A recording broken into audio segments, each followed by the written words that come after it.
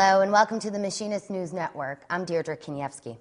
The IAM's America's Edge campaign is about taking care of the next generation.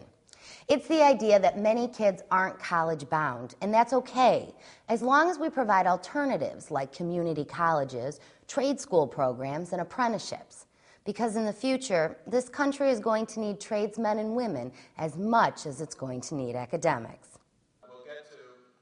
The IAM's America's Edge campaign doesn't start and stop with the machinists. The word is out, and people are listening. There has to be options for those who like to work with their hands. Those are your skilled construction trades, your machinists, your precision manufacturers, healthcare providers. But you don't have to convince Andy Van Clunen, executive director of the policy group, the Workforce Alliance. His team is pairing up with the machinists, bringing their own campaign called Skills to Compete. Like the IAM's America's Edge, Workforce Alliance wants to draw attention to the fact that half the jobs in the labor force require some sort of training, but not necessarily a four-year degree. We definitely need more engineers. We definitely need more scientists. But for every engineer that we train, there's another 8 to 10 technical workers that we need out there to implement those designs, to maintain the machinery that is used to develop these new products, to move them around logistically into different markets. And that's the part of the conversation that we're not having. That's why the Machinists and the Workforce Alliance make such a good fit. IAM's Director of Communications, Rick Sloan, spoke to the Workforce Alliance members last month at their annual conference held in D.C. What we would like to do is see the conversation change. We would like to see a discussion, a vibrant discussion in this country about how little we pay attention to community colleges, vocational education, and apprenticeship programs as compared to what we see and the emphasis that is placed on, tracking our kids directly into college. Sloan told the group that although $500 billion is spent by the federal government to help get people into college, less than 2% of that money is aimed at skills programs.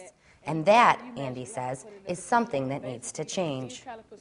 A century ago, everybody in this country was entitled to a high school education, right? We decided that back in the 1930s. We had a changing economy. We had a diversifying workforce. We've never updated that standard, even though the economy has changed dramatically. We have a diversifying workforce today as well. We're saying at the very least, we should be making it easier for every worker, whether you're currently in the workforce or a young person that's entering the workforce, to get the equivalent of at least 2 years of education and training past high school, to be pursued in whatever way makes sense. The IAM agrees. In fact, both groups want to see a number of changes, like better access to financial aid, the creation of more specialized schools like Austin Polytech in Chicago, and more federal dollars to make this all happen. That's where I think America's Edge has been great in terms of really putting a focus on that issue, saying that there's a policy mismatch between what folks know on the ground and what we're actually investing here in Washington.